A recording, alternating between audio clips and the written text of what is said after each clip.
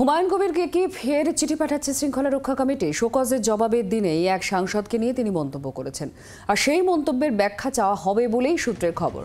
আজই প্রকাশ্যে ভুল স্বীকার করেছেন হুমায়ুন কবির। ভুল স্বীকারের দিনেই ফের শোকজের মুখে পড়তে চলেছেন হুমায়ুন, এমনটাই খবর সামনে আসছে। প্রবীর কল্যাণ বন্দ্যোপাধ্যায়কে নিয়ে যে বক্তব্য তুলে ধরেছিলেন তিনি, তারই পরিপ্রেক্ষিতে কি শোকজ করা হতে পারে, এমনই কি সূত্র বলছে? দেখো, ইতিমধ্যে শোকজের উত্তর দিয়েছেন হুমায়ুন কবির।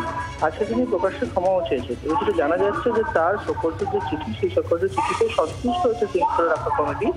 তবে শৃঙ্খলা রক্ষা কমিটির সূত্রে যেটা জানা যাচ্ছে যে তাকে কিন্তু আবারও একটি চিঠি ধরানো হতে পারে।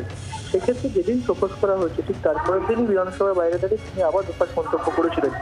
তো কেন যে বেফাস মন্তব্য করেছিলেন তার ব্যাখ্যা চেয়ে আবার কিছু চিঠি পাঠানো হতে পারে হুমায়ুন কবিরকে। তাই পুরোটাই সিদ্ধান্ত নেবে বিধানসভার যে পরিষদীয় শৃঙ্খলা রক্ষা কমিটি, তারা এটাকে আবার চিঠি পাঠানো হবে কি হবে না।